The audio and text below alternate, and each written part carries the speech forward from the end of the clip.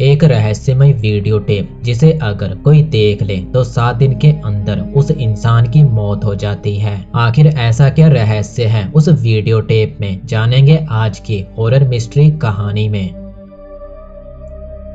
आज की रात केटी के मॉम डैड घर पर नहीं थे तो उसने अपनी फ्रेंड बैका को अपने घर बुला लिया था। टाइम पास करने के लिए दोनों टीवी देखने लगी। तभी बैका पूछने लगी कि क्या तुमने उस वीडियो टेप के बारे में सुना है जिसे देखने वाले की 7 दिन में मौत हो जाती है। ये सुनकर केटी चौंक गई और बैका की तरफ देखने लगी और बैका आगे बोलने लगी कि वही वीडियो टेप जिसे देखने के बाद एक कॉल आता है और फोन पर कोई कहता है कि 7 दिन में तुम मारे जाओगे और 7 दिन बाद वीडियो टेप देखने वाला मारा जाता है। यह सुनकर केटी डर से सहम उठी। उसने बैका को बताया कि वो पिछले हफ्ते ही अपने बॉयफ्रेंड और कुछ दोस्तों के साथ पहाड़ों पर छुट्टियां बिताने गई थी। वहीं होटल में हमें एक वीडियो टेप मिला था जिसमें एक अजीब सा वीडियो था। उस वीडियो को देखने के बाद हमें एक कॉल भी आया था, लेकिन फिर केटी ने हंसते हुए कहा कि मुझे उस वीडियो टेप को देखे हुए आज 7 दिन होने वाले हैं, लेकिन मुझे तो कुछ नहीं हुआ। भला वीडियो टेप देखने से भी कोई मरता है क्या? तभी उनके घर के फोन की घंटी बज उठी। केटी और बैका डर से सहम उठी। वो दोनों डरी सहमी नीचे हॉल में फोन के पास पहुंची, लेकिन फोन केटी की मॉम का था। केटी फोन में अपनी मॉम से बात करने लगी और बैका ऊपर कमरे में चली गई। केटी फोन में बात कर ही रही थी कि तभी हॉल में रखा टीवी अपने ही आप ऑन हो गया। ये देख केटी चौंक गई। उसने टीवी का रिमोट उठाया और टीवी बंद कर दिया, लेकिन जैसे ही वो बाहर जाने लगी तो टीवी फिर से अपने ही आप ऑन हो गया। ये देखकर केटी इतना ज्यादा डर गई कि उसने टीवी का प्लग ही निकाल दिया। तभी उसे टीवी स्क्रीन पर एक धुंधली सी परछाई गुजरते हुए दिखाई दी। उसने फौरन पीछे पलट कर देखा, लेकिन वहाँ कोई नहीं था। डरी सहमी केटी बैका को आवाज लगाते हुए ऊपर कमरे की ओर जाने लगी। वहां पहुंचकर उसने देखा कि उसके कमरे से बहुत सारा पानी बाहर निकल रहा है। वो कांपते हुए हाथों से कमरे का दरवाजा खोलने लगी। दरवाजा खोलते ही सामने रखा टीवी अपने ही आप ऑन हो गया और टीवी पर एक वीडियो चलने लगा और उस वीडियो को देखते ही पूरे घर में केटी के चिल्लाने की आवाज गूंज उठी। केटी की मौत हो गई और उसकी इतनी खौफनाक मौत देखकर बैका पागल हो गई, जिसके बाद उसे एक मेंटल हॉस्पिटल में भर्ती करना पड़ा। केटी की मौत सभी के लिए एक रहस्य बन चुकी थी। केटी की अचानक मौत के कारण उसके मॉम डैड सदमे में थे। केटी के फ्यूनल में उसकी मौसी रेचल अपने बेटे एडन के साथ आई हुई थी। रेचल एक जर्नलिस्ट है। उसका अपने पति नोवा के साथ तलाक हो चुका था। वो अकेली ही एडन के साथ रहती है। रेचल केटी की मॉम से मिली और उसे दिलासा देने लगी। केटी की मॉम रेचल को बताती है कि डॉक्टर का कहना है केटी की मौत हार्ट अटैक से हुई है, लेकिन केटी की बॉडी हमें जिस हालत में मिली थी वो एक नॉर्मल मौत तो बिल्कुल भी नहीं लग रही थी। उसकी आंखें पीली पड़ चुकी थी, उसके चेहरे का रंग काला पड़ चुका था और उसके मुंह के अंदर खून जम चुका था।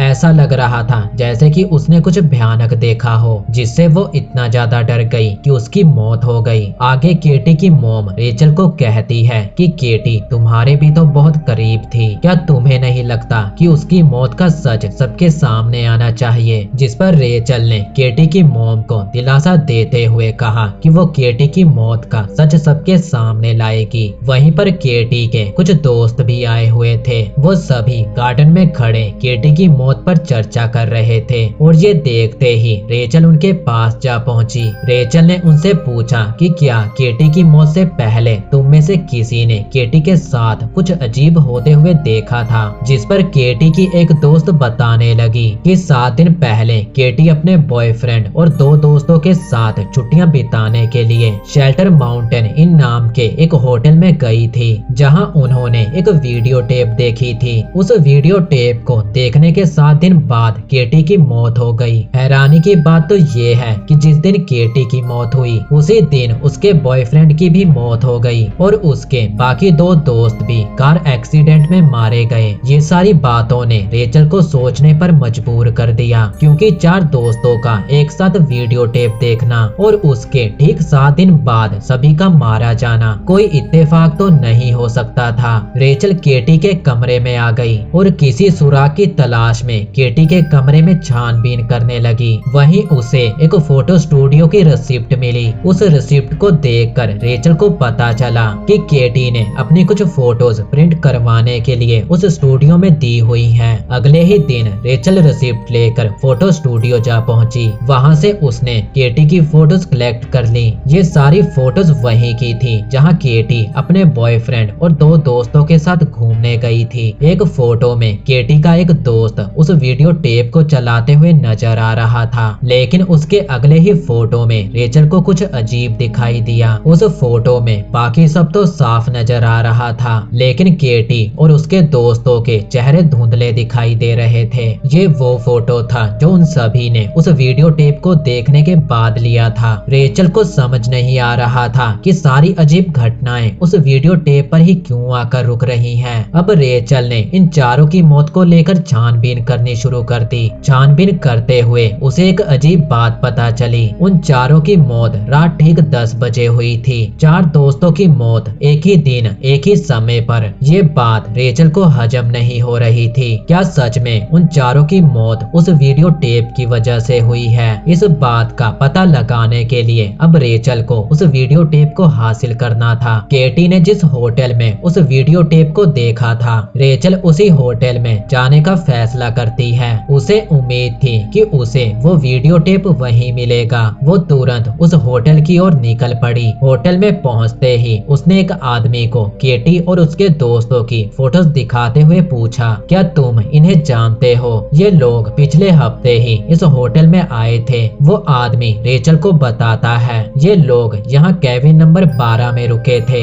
ये लोग बार बार टीवी को लेकर शिकायत कर रहे थे। उनका डिश काम नहीं कर रहा था, तो वो लोग टाइम पास करने के लिए यहाँ से एक वीडियो टेप ले गए। ये सुनकर रेचल पीछे की ओर देखने लगी, जहाँ बहुत सारी वीडियो टेप्स पड़ी हुई थी। उन वीडियो टेप के बीच एक वीडियो टेप अजीब लग रहा था। उस पर कोई कवर या लेबल नहीं लगा हुआ था। रेचल को लगा कि शायद यही वो वीडियो टेप होगा जिसे केटी ने अपने दोस्तों के साथ देखा होगा। रेचल भी उस वीडियो टेप को जल्द से जल्द देखना चाहती थी, इसलिए उसने वही केबिन नंबर 12 बुक कर लिया जहाँ केटी और उसके दोस्त ठहरे हुए थे। अब वो उस वीडियो टेप को लेकर केबिन में आ गई, जहाँ उसने ज्यादा समय खराब ना करते हुए उस वीडियो टेप को प्ले कर दिया। वो वीडियो बहुत ही अजीब था। वीडियो की शुरुआत में टीवी स्क्रीन झिलमिलाने लगी और अगले ही पल स्क्रीन में एक कुआं दिखाई देने लगा। कुएं के ऊपर एक ढक्कन लगा था और उसके चारों ओर से रोशनी आ रही थी जो किसी रिंग की तरह दिखाई दे रही थी। अगले सीन में एक औरत आईने में बाल बनाती दिखाई दी और उसके बगल में एक डरावनी सी बच्ची आईने में गायब होते दिखाई दी। इसके बाद समुद्र में मरे हुए घोड़े और एक जलता हुआ पेड़ नजर आया। साथ ही वीडियो में एक मक्खी भी नजर आ रही थी और वीडियो के आखिर में शीशे में बाल बनाती हुई उस औरत ने पहाड़ी से छलांग लगा दी। इसी के साथ वो वीडियो टेप खत्म हो गया। रेचल समझ नहीं पा रही थी कि आखिर वो वीडियो टेप किस बारे में था। तभी अचानक केबिन में रखे फोन की घंटी बज उठी। रेचल ने जैसे ही फोन उठाया तो उसे दूसरी तरफ से एक लड़की की फुसफुसाने की आवाज सुनाई दी जो उसे कहती है 7 दिन। और इतना कहते ही फोन कट गया। फोन पर ये सुनते ही रेचल घबरा गई। वो उसी वक्त वहाँ से अपने घर की ओर निकल पड़ी। आते समय वो उस वीडियो टेप को भी अपने साथ ले आई थी। अगले ही दिन रेचल ने अपने एक्स हस्बैंड को अपने घर बुला लिया। नोवा एक वीडियो एनालिस्ट था। रेचल ने नोवा को केटी और उसके दोस्त और उस वीडियो टेप के बारे में सब बता दिया। इसके बाद रेचल ने नोवा को उसकी एक फोटो खींचने को कहा। नोवा ने जैसे ही रेचल की फोटो खींची तो वो रेचल की फोटो देख हैरान रह गया। फोटो में रेचल का चेहरा धुंधला था, ठीक वैसे ही जैसे वीडियो टेप देखने के बाद केटी और उसके दोस्तों का था। नोवा ने रेचल की कुछ और भी फोटोज ली, लेकिन सभी फोटोज में रेचल का चेहरा धुंधला ही आ रहा था। रेचल ने नोवा से कहा कि इस वीडियो टेप में जरूर कुछ तो अजीब है। इसे देखने के बाद मुझे भी एक कॉल आया था और वीडियो टेप देखने के पास से ही हर फोटो में मेरा चेहरा भी धुंधला आ रहा है। मुझे डर है कि जिस तरह केटी और उसके दोस्त मारे गए थे वैसे ही 7 दिनों में मेरी भी मौत हो जाएगी। हालांकि नोवा को इस बात पर यकीन नहीं हो रहा था कि वीडियो टेप देखने से किसी की मौत भी हो सकती है। उसने रेचल को वीडियो टेप चलाने को कहा और वहीं बैठकर उसने भी उस वीडियो टेप को पूरा देखा। वो वीडियो टेप नोवा को अभी भी बस एक मजाक ही लग रहा था। जैसे ही वीडियो टेप खत्म हुआ वहाँ पर रखे फोन की घंटी बजने लगी। घंटी की आवाज सुनते ही रेचल डर गई। उसने नोवा को फोन से दूर रहने को कहा। फोन की घंटी बजती रही और फोन अपने ही आप कट गया। रेचल को डरा हुआ देखकर नोवा ने कहा, घबराओ मत, तुम मुझे इस वीडियो टेप की एक कॉपी बना कर दो। मैं इस वीडियो टेप का एनालिसिस करके इसके बारे में और पता लगाने की कोशिश करता हूँ। अगले ही दिन वीडियो टेप की कॉपी लेकर रेचल नोवा के पास पहुंची। जब नोवा वीडियो टेप का एनालिसिस कर रहा था तो उसे एक चौंका देने वाली बात पता चली। नोवा ने रेचल को बताया, हर वीडियो टेप में एक कंट्रोल ट्रैक होता है जिससे हमें पता चलता है कि वीडियो को किस कैमरे से रिकॉर्ड किया गया है, लेकिन इस वीडियो टेप में कोई कंट्रोल ट्रैक है ही नहीं। इसका मतलब है कि ये वीडियो कभी किसी कैमरे से रिकॉर्ड हुआ ही नहीं और ऐसा तो हो ही नहीं सकता। इसके बाद वो लोग वीडियो को स्लो करके फ्रेम बाय फ्रेम देखने लगे। तभी उन्होंने आईने का सीन देखते हुए गौर किया कि वो आईना एकदम सीधे एंगल से रिकॉर्ड किया गया है। ऐसे में उस आईने में कैमरे का रिफ्लेक्शन नजर आना चाहिए था, लेकिन उस आईने में कोई कैमरा नहीं दिखाई दे रहा था, जो इस बात का सबूत था कि उस वीडियो को कभी किसी कैमरे से रिकॉर्ड ही नहीं किया गया। तभी अगले फ्रेम में रेचल को कुछ झिलमिलाता हुआ नजर आया। नोवा ने बताया कि वो अगला फ्रेम है जो तेजी से स्किप हो रहा है। वो दोनों उस वीडियो को और भी स्लो करके उस फ्रेम को देखना चाहते थे, लेकिन इस चक्कर में उनका वीडियो प्लेयर ही खराब हो गया। पर रेचल किसी भी तरह स्किप हो रहे उस फ्रेम को देखना चाहती थी। इसके लिए वो एक वीडियो सेंटर में जा पहुंची जहां एक हाईटेक वीडियो प्लेयर था जिसमें किसी भी वीडियो को बहुत ही स्लो करके देखा जा सकता था। रेचल तेजी से स्किप हो रहे उस फ्रेम को स्लो करके देखने की कोशिश करने लगी। काफी कोशिशों के बाद वो फ्रेम स्क्रीन पर नजर आ गया। वो समुद्र के किनारे बने एक लाइट हाउस की इमेज थी। रेचल ने फौरन उस लाइट हाउस का एक प्रिंट निकाल लिया। फिर रेचल ने जब वीडियो को थोड़ा आगे बढ़ाया तो उसे वीडियो में वही मक्खी दिखाई दी। रेचल ने वीडियो को रोक दिया। तभी उसे कुछ ऐसा दिखाई दिया जिसे देखकर उसके होश उड़ गए। वीडियो पॉज होने के बाद भी उस मक्खी के पंख फड़फड़ा रहे थे। जब रेचल ने उस मक्खी की ओर अपना हाथ बढ़ाया तो वो मक्खी उसके हाथ में आ गई। रेचल ने जैसे ही उस मक्खी को पकड़ा तो उसके नाक से खून बहने लगा। वो घबरा गई और लाइट हाउस के प्रिंट को लेकर वहां से निकल पड़ी। इसके बाद वो लाइब्रेरी पहुंची जहां उसने अमेरिका के सभी लाइट हाउस के ऊपर लिखी एक किताब ढूंढ निकाली। उस किताब में अमेरिका के सभी लाइट हाउस की इमेज और उनके बारे में डिटेल लिखी हुई थी।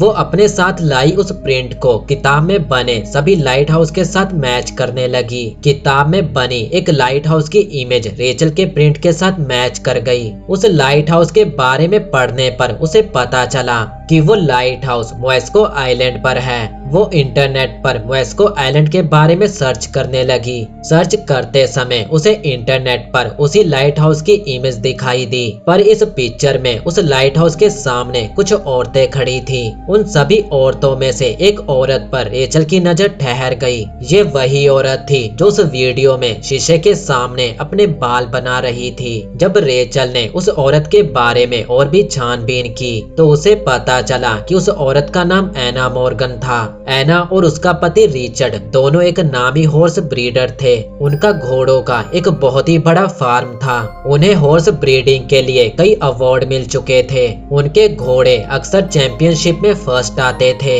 लेकिन कुछ समय बाद न जाने ऐसा क्या हुआ कि उनके घोड़े अचानक पागल होने लगे और समंदर में कूदकर अपनी जान देने लगे। उस वक्त उनके बहुत सारे घोड़ों ने समंदर में कूदकर अपनी जान दे दी थी। इसके बाद एना मॉर्गन का भी दिमागी संतुलन खराब हो गया। उसे हेलुसिनेशन होने लगे, जिसके बाद उसे डॉक्टर की सलाह पर 2 साल के लिए एक साइकेट्रिक हॉस्पिटल में भर्ती कराना पड़ा। लेकिन एना की हालत में कोई भी सुधार नहीं आ रहा था। आखिर में उसने भी अपने घोड़ों की तरह समुद्र में कूदकर अपनी जान दे दी। एना की मौत के बाद एक हैरान कर देने वाली बात हुई, उसके घोड़े अचानक ही ठीक हो गए। रेचल ने काफी छानबीन की, लेकिन उसे ये पता नहीं चल पाया कि आखिर एना और उसके घोड़े पागल क्यों हुए थे और एना के मरते ही वो ठीक कैसे हो गए। उधर नोवा कुछ सामान खरीदने के लिए एक स्टोर में आया हुआ था।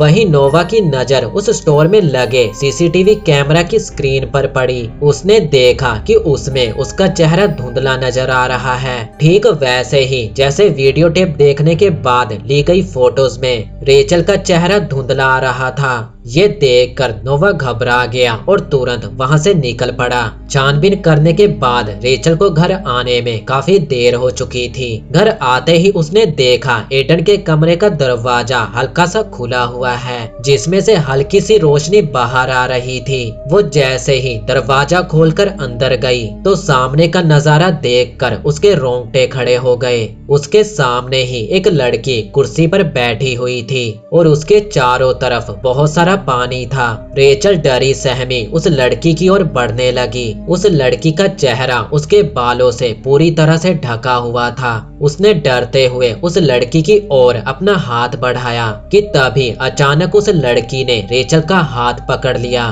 तभी रेचल की चीख निकल गई और उसकी आंख अपने बिस्तर पर खुली। अभी तक रेचल को लग रहा था कि ये सिर्फ उसका एक बुरा सपना था, लेकिन अभी भी उसे अपने हाथ पर कुछ महसूस हो रहा था। जब उसने अपने हाथ की ओर देखा तो वहां पर उस लड़की के हाथ का निशान अभी भी छपा हुआ था, जिसका ये साफ मतलब था कि ये सिर्फ एक सपना तो नहीं था। रेचल काफी ज्यादा घबरा गई और एडन को देखने के लिए उसके कमरे की ओर जाने लगी। जब वो एडन के कमरे में पहुंची तो उसने देखा कि एडन वहां पर है ही नहीं। वो एडन को ढूंढते हुए लिविंग रूम में पहुंची और वहां जो उसने देखा उसे देखकर वो डर से चिल्ला उठी। एडन टीवी के सामने बैठा था और टीवी पर वही वीडियो चल रहा था। रेचल ने तुरंत टीवी को बंद कर दिया और उस वीडियो टेप को निकाल कर फेंक दिया। वो एडन को डांटते हुए कहने लगी कि तुमने ये वीडियो टेप क्यों देखा, जिस पर एडन ने जवाब दिया कि मुझे नींद नहीं आ रही थी और मैंने जैसे ही टीवी ऑन किया ये वीडियो चल पड़ा। रेचल रोते हुए खुद को कोसने लगी क्योंकि उसी ने वीडियो प्लेयर में गलती से उस टेप को लगा छोड़ दिया था। तभी कमरे में रखे फोन की घंटी बजने लगी। इस बार रेचल ने फोन काट दिया, पर फिर से फोन की घंटी बजने लगी। इस बार रेचल ने फोन उठाया और गुस्से में चिल्लाने लगी कि तुम मेरे बेटे से दूर रहो। लेकिन ये कॉल वीडियो टेप देखने के बाद आने वाला कॉल नहीं था। ये कॉल नोवा ने किया था, जो रेचल से ही मिलने आ रहा था। अब नोवा को भी अपना चेहरा सभी फोटोज में धुंधला दिखाई दे रहा था और ये देखकर उसे यकीन हो चुका था कि वीडियो टेप शापित है। उसने रेचल को अपने साथ हुई सारी घटनाएं बता दी। तभी रेचल रोते हुए नोवा को बताने लगी कि हमारे बेटे एडन ने भी उस वीडियो टेप को देख लिया है। ये सुनते ही नोवा भी घबरा गया। अब मौत एडन के सर पर मंडरा रही थी, इसलिए रेचल का अब जल्द से जल्द उस वीडियो टेप के बारे में पता लगाना जरूरी था। इसके लिए रेचल ने मोएस्को आइलैंड पर एना के हॉर्स फार्म पर जाने का फैसला कर लिया। अगले दिन मोएस्को आइलैंड की ओर निकलने से पहले रेचल एडन को अपनी बहन के घर छोड़ने आई। उस समय कार में बैठा एडन एक घर की ड्राइंग बना रहा था। एडन ने रेचल को बताया कि वो ये ड्राइंग रेचल के लिए ही बना रहा है। उसने ड्राइंग पूरी करके रेचल को दे दी। इसके बाद वो एडन को अपनी बहन के घर छोड़कर नोवा के साथ सी पोर्ट की ओर निकल पड़ी। रास्ते में रेचल ने एना मॉर्गन पर जितनी भी रिसर्च की थी वो सभी उसने नोवा को दी और नोवा को कहा कि जब तक मैं एना मॉर्गन के हॉर्स फार्म से लौटती हूँ तुम उस साइकेट्रिक हॉस्पिटल में जाओ जहां एना का इलाज चल रहा था। वहां से तुम एना मॉर्गन का रिकॉर्ड हासिल करने की कोशिश करना। इसके बाद नोवा रेचल को शिप पर चढ़ाकर हॉस्पिटल की ओर निकल पड़ा। शिप पर रेचल एना मॉर्गन की फाइल को फिर से देखने लगी। तभी उसकी नजर एक न्यूज पर पड़ी जिसमें एना मॉर्गन की बेटी के बारे में लिखा हुआ था। ये जानकर रेचल हैरान हो गई कि एना मॉर्गन की कोई बेटी भी थी। तभी रेचल को वही लड़की याद आई जो उसके सपने में आई थी। उसे लगने लगा कि शायद वही लड़की एना मॉर्गन की बेटी हो सकती है। तभी रेचल की नजर उस शिप पर पड़े एक कंटेनर पर पड़ी। जब वो उस कंटेनर के पास गई तो उसने देखा कि उस कंटेनर में एक घोड़ा है। रेचल को देखते ही अचानक वो घोड़ा पागल होने लगा और चेन तोड़कर कंटेनर से बाहर भाग निकला। लोगों ने उसे पकड़ने की बहुत कोशिश की पर वो बेकाबू घोड़ा समुद्र में जा कूदा। शिप उसके ऊपर से गुजर गया और पानी घोड़े के खून से पूरी तरह लाल हो गया। इस खौफनाक मंजर को देखने के बाद आखिरकार रेचल एना मॉर्गन के पते पर आ पहुंची। वहां पर उसकी मुलाकात एना के पति रिचर्ड मॉर्गन से हुई। रेचल ने उसे बताया कि वो एक जर्नलिस्ट है और वो रिचर्ड की जिंदगी पर एक स्टोरी लिखना चाहती है। बातों ही बातों में रेचल ने उसकी बेटी और उस वीडियो टेप के बारे में जानने की कोशिश की, लेकिन ये सब सुनकर रिचर्ड गुस्से में आ गया। उसने चिल्लाते हुए कहा कि मेरी कोई बेटी नहीं है। इसके बाद उसने रेचल को अपने घर से बाहर निकाल दिया। जब रेचल वहां से जाने लगी तो उसने रिचर्ड के घर को गौर से देखा। वो घर बिल्कुल वैसा था जैसा एडन ने अपनी ड्राइंग में बनाया था। रेचल ने तुरंत अपने बैग से वो ड्राइंग निकाली। वो यही घर था। घर के बाहर एक झूला था जिसे एडन ने अपनी ड्राइंग में बनाया हुआ था और उस ड्राइंग में कुछ घोड़े, एक आदमी, एक बच्ची और एक औरत भी थी। बच्ची का चेहरा उसके बालों से ढका हुआ था, ठीक उसी लड़की की तरह जो रेचल को अपने सपने में दिखी थी। ये देखने के बाद रेचल ने तुरंत एडन को फोन करके पूछा, ये जो ड्राइंग तुमने बनाई है क्या तुमने ये सब पहले कहीं देखा है? जिस पर एडन बोला, नहीं, मुझे ये सब वो छोटी बच्ची दिखाती है, उसी ने मुझे ये ड्राइंग बनाने को कहा था। ये सुनकर रेचल समझ गई कि एडन उसी सपने वाली बच्ची की बात कर रहा है। रेचल ने पूछा, क्या उसने तुम्हें घोड़े भी दिखाए हैं? एडन बोला कि उसे घोड़े और अस्तबल से नफरत है क्योंकि घोड़े उसे सोने नहीं देते। रेचल ने पूछा, क्या तुम्हें पता है कि वो बच्ची कहाँ रहती है? एडन ने जवाब दिया कि उस लड़की ने मुझे एक अंधेरी जगह दिखाई थी, वो वहीं रहती है, लेकिन वो जगह कहाँ है ये मैं नहीं जानता। इसके बाद रेचल उसी आइलैंड पे रहने वाली एक लोकल डॉक्टर से मिली जिसने कुछ समय तक एना का दिमागी इलाज किया था। जब रेचल उस डॉक्टर से एना और उसकी बेटी के बारे में पूछने लगी तो पहले तो वो डॉक्टर भी एक पल के लिए डर से सहम उठी। कुछ देर तक चुप रहने के बाद उसने रेचल को बताया, शोहरत और पैसा होने के बाद भी एना खुश नहीं थी क्योंकि वो कभी भी माँ नहीं बन सकती थी। इस वजह से वो अक्सर डिप्रेशन में रहती थी। फिर एक दिन एना और उसका पति इस आइलैंड से कहीं बाहर चले गए। जब वो लौटे तो उनके साथ एक छोटी बच्ची थी। उन्होंने उस बच्ची को गोद लिया था। उसका नाम था समारा। डॉक्टर ने आगे बताया, समारा के आने के बाद एना खुश रहने लगी थी,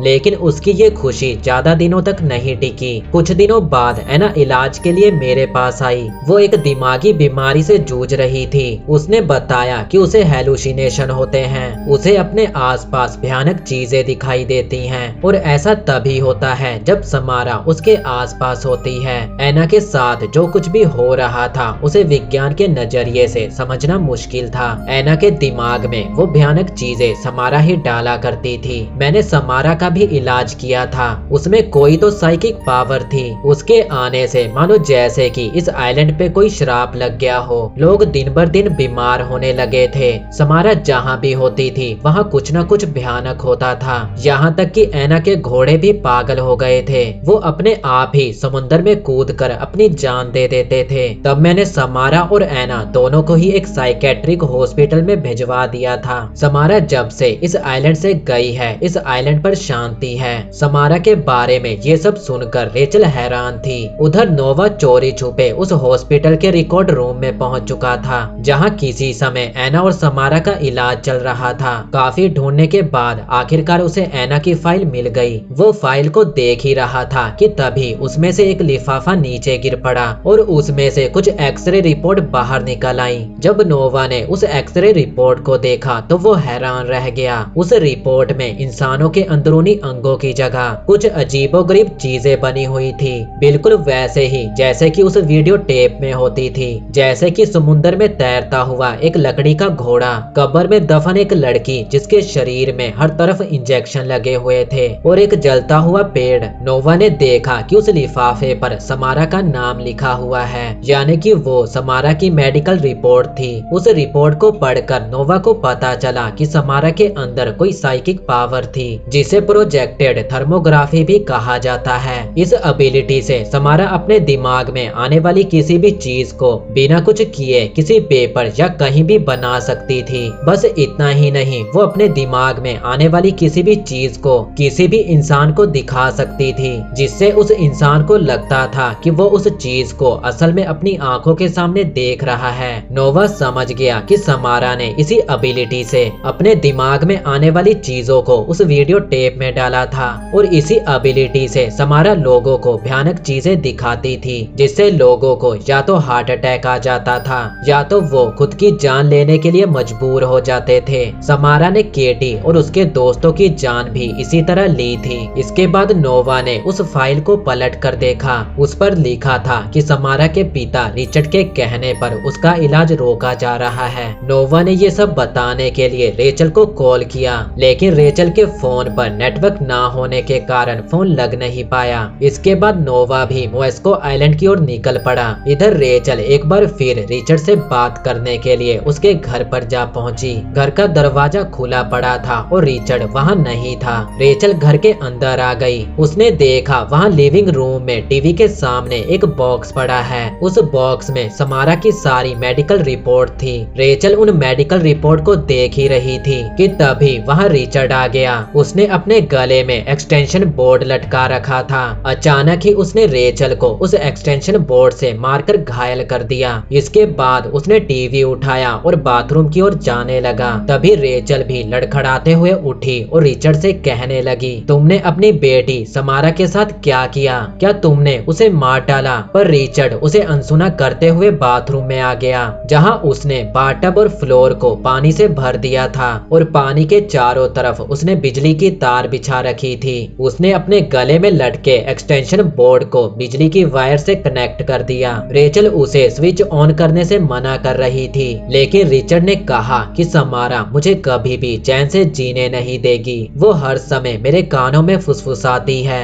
मुझे भयानक चीजें दिखाती है। अब मैं और बर्दाश्त नहीं कर सकता। इतना कहकर वो बाथटब के अंदर आया और बिजली के स्विच को ऑन कर दिया, जिससे पानी में करंट दौड़ने लगा और एक झटके में ही रिचर्ड की मौत हो गई। ये देखकर रेचल डर से चिल्लाने लगी। तभी नोवा वहां आ पहुंचा और उसने रेचल को संभाला। रिचर्ड की मौत के साथ ही रेचल समारा को ढूंढने की आस खो चुकी थी, लेकिन तभी उसके दिमाग में वो बात आई जब एडन ने उससे कहा था कि उस छोटी बच्ची यानी कि समारा को घोड़ों का अस्तबल पसंद नहीं है, घोड़े उसे सोने नहीं देते। रेचल उसी समय नोवा के साथ अस्तबल में जा पहुंची। अंदर पहुंचकर उन्होंने देखा वहां एक लंबी सीढ़ी लगी थी जो ऊपर मौजूद एटिक पर जा रही थी। दोनों सीढ़ी से होते हुए एटिक पर आ पहुंचे। वहां पे मौजूद खिलौने और बच्चों के सामान को देखकर रेचल ने नोवा से कहा कि शायद रिचर्ड एना की मौत की वजह समारा को ही मानता था, इसलिए उसने समारा को यहाँ कैद कर रखा था। तभी नोवा की नजर दीवार पर लगे वॉलपेपर पर पड़ी। उसका थोड़ा सा हिस्सा जला हुआ था। दोनों ने मिलकर उस वॉलपेपर को पूरी तरह से फाड़ दिया। उन्होंने देखा कि उस वॉलपेपर के पीछे एक पेड़ बना हुआ था। ये पेड़ बिल्कुल वैसा ही था जैसा उस वीडियो में दिखाई देता था। तभी रेचल को याद आया कि उसने ऐसा ही पेड़ होटल शेल्टर माउंटेन इन में देखा था, वही होटल जहां रेचल को वो वीडियो टेप मिला था और जहां से ये सब की शुरुआत हुई थी। रेचल को यकीन था कि उस होटल से समारा का जरूर कुछ कनेक्शन है। रेचल रेचल और नोवा तुरंत उस होटल की ओर निकल पड़े और कुछ ही देर बाद होटल में पहुंच गए। वो दोनों सीधा होटल के केबिन नंबर 12 में आ गए। आज रेचल को वो वीडियो टेप देखे 7वां दिन था। शाम होने को आई थी। रेचल खिड़की से उसी पेड़ को देख रही थी। ढलते हुए लाल सूरज की रोशनी से वो पेड़ मानो जैसे कि जलता हुआ दिखाई दे रहा हो। अभी तक इन्हें वहाँ कोई भी क्लू नहीं मिला था। रेचल ने नोवा से कहा कि आज से ठीक 7 दिन पहले सूरज ढलने के बाद मैंने वो वीडियो टेप देखा था, यानी कि आज सूरज ढलने के बाद मैं मर जाऊंगी। रेचल को बचाने का नोवा को कोई भी रास्ता नहीं दिखाई दे रहा था। गुस्से में नोवा सभी सामान को उठाकर फेंकने लगा। इसी दौरान एक कंचे का जार नीचे गिरकर टूट गया और उसमें से सभी कंचे निकलकर एक जगह पर इकट्ठे हो गए, मानो जैसे कि वहाँ कोई गड्ढा हो। रेचल और नोवा ने जब वहाँ से कारपेट हटाया तो उन्होंने देखा कि वहाँ लकड़ी का फर्श गीला था और पानी की वजह से सड़ चुका था। पर पानी कहाँ से आ रहा था ये जानने के लिए नोवा ने फर्श को कुल्हाड़ी से तोड़ दिया। फर्श के टूटते ही उन्होंने देखा कि नीचे एक कुआं है जिस पर एक ढक्कन लगा हुआ था, बिल्कुल वैसा ही कुआं जैसा उन्होंने उस वीडियो टेप में देखा था। उन दोनों ने मिलकर कुएं से ढक्कन हटा दिया और टॉर्च से कुएं के अंदर देखने लगे। वो कुआं बहुत गहरा था, वहाँ सिर्फ अंधेरा था। तभी रेचल को एडन की वो बात याद आई जब उसने बताया था कि समारा अब एक अंधेरी जगह में रहती है। रेचल समझ गई कि वो अंधेरी जगह ये कुआं ही है। रेचल उस कुएं में उतरना चाहती थी, इसीलिए वो एक पत्थर फेंक कर कुएं की गहराई का अंदाजा लगाने लगी। लेकिन वो दोनों इस बात से अनजान थे कि ऊपर फर्श में लगी कीलें अब अपने ही आप निकल रही हैं। इधर नोवा और रेचल कुएं के अंदर झांक ही रहे थे कि तभी कुएं से बहुत सारी मक्खियां बाहर निकलने लगी। इसी के साथ उधर सारी कीलें बाहर निकल आईं और फर्श का वो हिस्सा नीचे गिर पड़ा, जिससे वहाँ रखा टीवी सरक कर रेचल से आ टकराया और रेचल सीधा कुएं में जा गिरी। ये देखकर नोवा की सांसें ही अटक गई। वो चिल्ला चिल्ला कर रेचल को आवाज देने लगा। नीचे रेचल सही सलामत थी। वो पानी से बाहर निकली और नोवा को बताने लगी कि वो ठीक है। नोवा रेचल को बाहर निकालने के लिए रस्सी लेने के लिए चला गया। अब रेचल वहाँ अकेली थी। उसने टॉर्च से कुएं की दीवारों पर देखा। वहाँ हर तरफ खरोंचों के निशान थे, मानो जैसे कि किसी ने अपने नाखून से कुएं की दीवार को खरोंचा हो। तभी रेचल को दीवार पर किसी का टूटा हुआ नाखून भी दिखाई दिया। रेचल उस नाखून को देख ही रही थी कि तभी कुएं का ढक्कन अपने ही आप बंद हो गया। उस अंधेरे कुएं में रेचल अकेली थी। तभी उसे पानी में कुछ महसूस होने लगा। उसने पानी में हाथ डाला तो उसके हाथों में किसी के बाल आ गए। तभी अचानक पानी के अंदर से एक हाथ निकला। उस हाथ ने एकदम से रेचल को पकड़ लिया। तभी रेचल को एक दृश्य दिखाई देने लगा। उसने समारा को देखा जो उसी कुएं के पास खड़ी थी। ये बीते हुए समय की वो घटना थी जब समारा और एना साइकेट्रिक हॉस्पिटल से घर लौट आई थी। उसके बाद रिचर्ड और एना छुट्टियां बिताने के लिए शेल्टर माउंटेन इन में आए थे। उस समय उस कुएं के आसपास कोई भी केबिन नहीं बनाया गया था। एक सुबह समारा उस कुएं के पास खड़ी थी। तभी एना उसके पास आई और उसने समारा से कहा, मेरी बच्ची मुझे माफ करना, मैं दुनिया में सबसे ज्यादा तुम्हें चाहती हूँ, लेकिन इसी में हम सबकी भलाई है। इतना कहते ही उसने समारा के चेहरे को लिफाफे से बंद कर दिया और उसने समारा को कुएं में धकेल दिया। इसके बाद उसने कुएं का ढक्कन बंद किया और वहां से चली गई। उस समय भी कुएं में पानी था जिसमें गिरने से समारा की जान बच गई थी। इसी के साथ रेचल होश में आ गई। जब एना ने समारा को जिंदा ही कुएं में फेंक दिया था तो वो कितना तड़फी होगी। वो कुएं की दीवारों को अपने नाखूनों से नोचने लगी होगी और आखिर में उसने तड़प तड़प कर दम तोड़ दिया होगा। समारा का दर्द महसूस करते ही रेचल की आंखें भर आईं। तभी रेचल ने देखा कि उसके हाथ पर जो समारा के हाथ का निशान था वो अब धीरे धीरे गायब हो रहा है। अगले ही पल समारा की लाश पानी के ऊपर आ गई और देखते ही देखते वो कंकाल में बदल गई, जैसे कि आज उसकी आत्मा को मुक्ति मिली हो। उधर नोवा ने पुलिस को वहां बुला लिया था। उन्होंने रेचल को सही सलामत उस कुएं से बाहर निकाल लिया। रेचल ने नोवा और पुलिस को समारा की सारी कहानी बता दी। इसके बाद पुलिस ने समारा की लाश को भी कुएं से बाहर निकाल लिया। नोवा ने बताया कि पोस्टमार्टम के बाद पुलिस समारा की लाश को दफना देगी। इसके बाद रेचल ने नोवा से कहा, समारा बस ये चाहती थी कि उसकी कहानी हमें पता चले और उसके साथ इंसाफ हो। अब समारा को मुक्ति मिल चुकी है और अब हम सब सेफ हैं। नोवा ने रेचल से पूछा कि कुएं में गिरने के बाद समारा कितने दिनों तक जिंदा रही होगी, जिस पर रेचल ने कहा 7 दिन। ऐसी हालातों में कोई सिर्फ 7 दिनों तक ही जिंदा रह सकता है और यही कारण था कि समारा के शराब के कारण 7 दिन के बाद लोगों की मौत हो जाती थी। इसके बाद रेचल और नोवा वहां से चले आए। नोवा रेचल को उसके घर छोड़कर वहां से चला गया। उस समय एडन घर पर सो रहा था।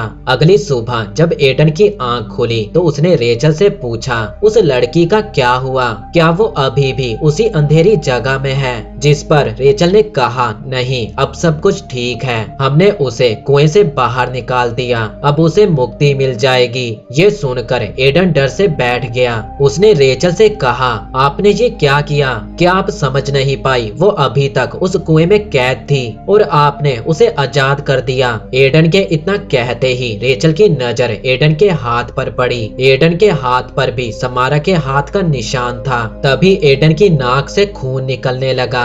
ये देखकर रेचल डर से सहम उठी। दरअसल शुरुआत में तो समारा एक मासूम बच्ची थी। उसका अपनी शक्तियों पर काबू नहीं था, इसीलिए वो गलती से लोगों को नुकसान पहुंचा देती थी। लेकिन समारा की माँ ने जिस तरह उसे तड़पाकर मारा था, उससे समारा के अंदर की इंसानियत खत्म हो गई और उसकी नफरत ने उसे शैतान बना दिया। मरने के बाद उसकी आत्मा अब तक कुएं में कैद थी और बदला लेने के लिए तड़प रही थी। वो हर एक इंसान को उसी तरह तड़पाकर मारना चाहती थी जैसे वो खुद तड़पकर मरी थी, लेकिन वो कुएं से बाहर नहीं आ सकती थी। इसीलिए उसने अपनी पावर का यूज करके वो वीडियो टेप बनाया। जिस तरह वो 7 दिनों तक उस कुएं में तड़पकर मरी थी, उसी तरह वो वीडियो टेप देखने वालों को ये बताती थी कि उनकी 7 दिन के बाद मौत हो जाएगी, ताकि वो 7 दिनों तक मौत के खौफ में जिए। फिर 7 दिन बाद वो अपनी शक्ति से उन्हें कुछ ऐसा दिखाती थी जिससे वो या तो हार्ट अटैक से मारे जाते थे या खुद की जान लेने के लिए मजबूर हो जाते थे। अभी तक तो वो लोगों को सिर्फ दृश्य दिखाकर ही मारा करती थी, लेकिन अनजाने में रेचल ने उसको आजाद कर दिया। अब न जाने समारा क्या करने वाली थी। ये सोचकर ही रेचल की रूह कांप गई। आज नोवा को भी वो वीडियो टेप देखे 7 दिन होने वाले थे, इसीलिए रेचल तुरंत नोवा के घर की ओर निकल पड़ी। उधर नोवा अपने काम पर लगा था, तभी वहाँ पर पड़ा टीवी अपने ही आप चालू हो गया। टीवी में एक वीडियो चलने लगा। वीडियो में एक कुआं दिखाई दे रहा था। नोवा ने देखा उस कुएं से समारा लड़खड़ाते हुए बाहर निकली। वो धीरे धीरे आगे की ओर आ रही थी और तभी कुछ ऐसा हुआ जिसे देखकर नोवा की रूह कांप गई। अचानक समारा टीवी स्क्रीन से ही बाहर निकल आई। वो गुस्से में नोवा की ओर देखने लगी। उसकी सफेद आंखों में सिर्फ नफरत ही दिखाई दे रही थी। समारा का चेहरा देखते ही नोवा का जैसे कलेजा ही बाहर निकल आया और पूरा घर नोवा की चीख से गूंज उठा। कुछ देर बाद रेचल नोवा के घर पहुंच आई। नोवा उसके सामने ही कुर्सी पर बैठा था। जब वो नोवा के पास गई तो नोवा का चेहरा देखकर रेचल भी डर से चिल्ला उठी। नोवा मर चुका था। नोवा की ऐसी हालत देखकर उसे यकीन नहीं हो रहा था और वो अपने घर वापस लौट आई। उसने गुस्से में उस वीडियो टेप को तोड़कर आग में जला दिया, लेकिन रेचल को ये समझ नहीं आ रहा था कि उसके भी तो 7 दिन पूरे हो चुके हैं, तो समारा ने उसे क्यों नहीं मारा? उसने ऐसा क्या किया था कि समारा ने उसको छोड़ दिया? तभी उसे याद आया कि उसने उस वीडियो टेप की एक कॉपी बनाई थी और उसे नोवा को एनालिसिस करने के लिए दिया था। रेचल को लग रहा था कि समारा अपनी वीडियो टेप को हर एक इंसान तक पहुंचाना चाहती है और उन्हें तड़पाकर मारना चाहती है। इसीलिए अगर वो वीडियो टेप देखने वाला 7 दिनों के अंदर उसकी एक कॉपी बनाकर किसी और को दिखाए तो समारा उसे छोड़ देती है। इसके बाद रेचल ने एडन के हाथों से भी उस वीडियो टेप की एक कॉपी बनवा दी और अब रेचल उस वीडियो टेप को न जाने किसको दिखाएगी और इसी के साथ ये कहानी यहीं पर खत्म हो जाती है।